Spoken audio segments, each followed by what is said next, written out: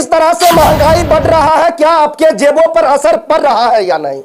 क्या जिस तरह से पेट्रोल डीजल का दाम बढ़ रहा है, क्या आपको लगता है कि सोना चांदी का बढ़ोतरी हो रहा है? सोना चांदी के मूल्य से पेट्रोल डीजल अब गरीब बढ़ पाएंगे? जिस तरह से महंगाई बढ़ रहा है और प्रधानमंत्री कह रहे हैं कि हम देश का विकास कर रहे हैं। बाकी उसी मुद्दे पे बातचीत करेंगे। हमारे साथ चरिया बरियारपुर विधानसभा प्रत्याशी डॉक्टर मृत्युंजय सर हैं, जनसुराज के प्रत्याशी हैं। सबसे पहले सर बीबीएल न्यूज में आपका बहुत बहुत स्वागत है। धन्यवाद आपका भी, और सभी सुनने वाले श्रोता को मेरा नमस्कार। जिस तरह से बढ़ रहा है महंगाई, क्या लगता है महंगाई बढ़ रहा है या फिर देश का विकास में एक अहम योगदान दे रहे हैं देश के लोग? निश्चित तौर पर हाल फिलहाल के दिनों में जो महंगाई आसमान छू रही है, ये एक चिंता का विषय है। खास करके उनको जिनकी आमदनी काफ़ी कम है, उनके लिए तो बहुत ही चिंता का विषय है, क्योंकि पेट्रोल डीजल से सारी सुविधाएं मिलती हैं। उसकी भी दाम देखिएगा तो लगातार बढ़ रही है। अभी 113 रुपये पेट्रोल हो गई है और 100 रुपये के लगभग डीजल हो गए हैं। उसके अलावा आप देखिएगा, सोना का तो छोड़ दीजिए, गरीब लोग तो अब सोना के बारे में सोच भी नहीं सकते हैं। डॉलर के लिए देखिए कीमत रुपये का लगभग वो भी 100 टच करने वाला है। तो वर्तमान में जो परिस्थिति बन रही है, मुझे लगता है काफ़ी भयावह परिस्थिति है, और गरीबों के लिए मुझे लगता है कि सोचना चाहिए सरकार को, क्योंकि अगर इस कदर महंगाई बढ़ती रही तो आगे आने वाले समय में गरीब को अपना जीवन यापन करना बहुत मुश्किल हो जाएगा। सत्ता पक्ष के लोग जो भी है वो कहते हैं कि देश में विकास कर रहे हैं। आपका एक एक रुपया अहम भूमिका। जब भी चुनाव आता है तो हर मंच से ना जाने कितने प्रकार के वादे करते हैं, महंगाई की बात करते हैं। अभी कुछ समय पहले ही बिहार में चुनाव खत्म हुआ, बंगाल में चुनाव खत्म हुआ, तमिलनाडु में खत्म हुआ, तमाम जगह लगभग पूरे देश में 21 जगह एनडीए की सरकार है। और फिर भी जिस तरह से महंगाई बढ़ रहा है, क्या लगता है देश उन्नति की ओर जा रही है या फिर? देखिए, मुझे तो लगता है कि जैसा कि आप देखिएगा कि इससे कुछ दिन पहले भारत का जो आर्थिक विकास का जो दर था वो तो अच्छा था, लेकिन हाल फिलहाल के दिनों में देखिएगा कि ये इसमें गिरावट आई है। तो ये दिखा रहा है कि निश्चित तौर पर भारत जिस रफ्तार से आगे बढ़ जा रहा था उसमें कहीं ना कहीं कुछ कमियां आई हैं, और ये कमियां हो सकता है कि युद्ध की वजह से भी हो, क्योंकि युद्ध की वजह से जैसा देख रहे हैं कि तेल लाने में दिक्कतें हो रही हैं। लेकिन एक दूसरा सवाल इस पर ज़रूर ये भी है कि क्या हम दूसरी जगह से तेल ला सकते हैं कि नहीं।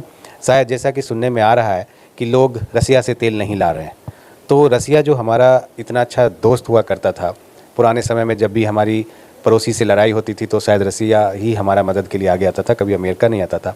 तो ये बहुत बड़ी बड़ी बातें हैं, लेकिन मैं कहना चाहता हूँ कि देश हित में कम से कम ये फैसला ज़रूर लेना चाहिए कि जहाँ से भी कम मूल्य में आसानी से तेल या पेट्रोलियम पदार्थ की जो भी सामग्री मिलती है लेना चाहिए, तभी ये रुक सकती है महंगाई। वरना महंगाई आगे आने वाले दिनों में और कंट्रोल के बाहर हो जाएगा, जैसा कि सुनने में आ रहा है कि फिर से शायद युद्ध तेज हो गई है। सुनने में सर यह भी पता चल रहा है कि आने वाले समय में कुछ ही दिनों में लगभग 137 के 40 के आसपास पेट्रोल का दाम हो जाएगा। निश्चित तौर पर जिस रफ्तार से पेट्रोल का हाल फिलहाल के दिनों में दाम बढ़ा है, तो ये भी कोई अतिशयोक्ति नहीं होगी, जैसा कि आपने कहा है, हो ही सकता है। और जिस दिन ये होगा तो शायद हम लोग फिर से बैलगाड़ी का इस्तेमाल करेंगे। बैलगाड़ी का इस्तेमाल करेंगे, यानी कि पुराने युग आ जाएंगे। निश्चित तौर पर, और ये अच्छे युग नहीं, पुराने युग ही आएंगे। पुराने युग ही आएंगे, बिल्कुल। अच्छा, जिस तरह से महंगाई बढ़ रहा है सर, क्या लगता है गरीब तबके के लोग हैं उनके जेब पर सीधा वार हो रहा है या नहीं? देखिए, निश्चित तौर पर जब कुछ बेसिक बुनियादी चीज़ें जिसकी दाम बढ़ जाए, तो बिहार की तो मैं स्थिति की बात ही नहीं कर सकता हूँ। मेरे नज़र में जब ये लग रहा है कि जो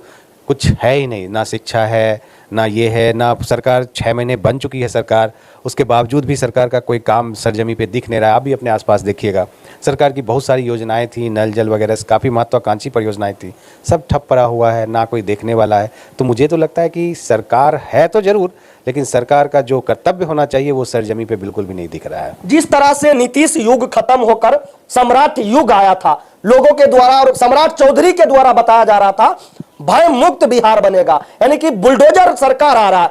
पटना में इतना बड़ा कांड हो जाता है, सम्राट चौधरी जी अभी तक कुछ कर नहीं पा रहे। बुलडोजर चलाने की बात छोड़िए, वहां तक कि एक खिड़की का शीशा तक नहीं टूट पाया है। लेकिन सबसे बड़ी बात है कि सही बात है कि अगर राजधानी जहाँ पे बच्ची पढ़ने के लिए गई थी, और बहुत सारे अभिभावक अपने बच्ची को पढ़ने के लिए ले जाते हैं, एक परीक्षा के लिए ले जाते हैं, तो राजधानी के बीच में इतनी बड़ी घटना होना निश्चित तौर पर यह शो करता है कि कहीं ना कहीं यहाँ की आम जनता असुरक्षित है। तो सुरक्षा का तो ख्याल रखना सरकार का काम है।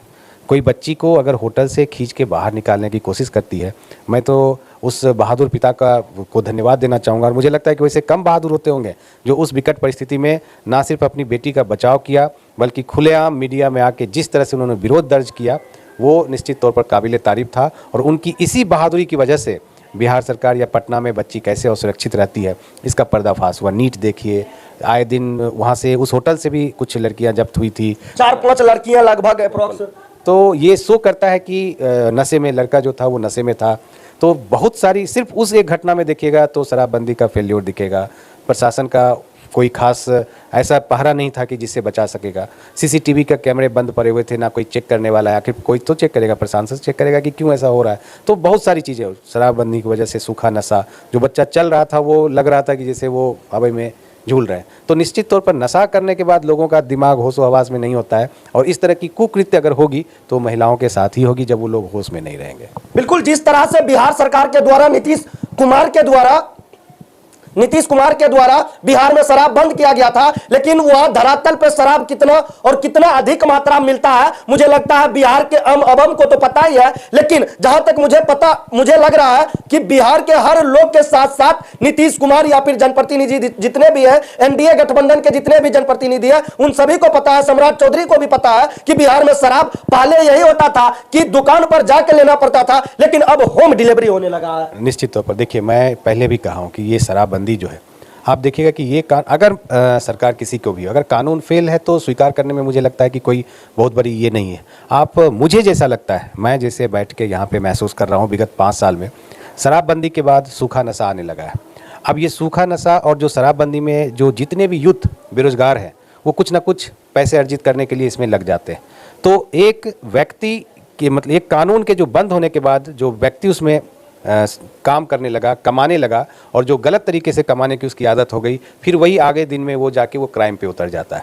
तो ये एक सिलसिला है, एक सर्कल है, जिसको कि तोड़ना निहायत ज़रूरी है। अगर नहीं तोड़ा गया तो आगे आने वाले जो सबसे ज़्यादा प्रभावित लोग होंगे वो युवा होगा, और एक बार युवा अगर अपने ट्रैक से उतर गया, अपने लक्ष्य से उतर गया, तो पूरे समाज को इसका भुगतना पड़ेगा, इसकी जो खामियां जहाँ होंगी। सो जिस तरह से अभी पूरे बिहार के लोग शराबबंदी से जितना खुश नहीं है, मुझे लगता है उससे ज्यादा कई लोग दुख हैं। निश्चित तौर पर अगर शराबबंदी करनी है तो निश्चित तौर पर उसका, अगर आपके पास आपने कोई कानून बनाया तो वो कानून 100% जब पालन होगा तभी वो कानून है।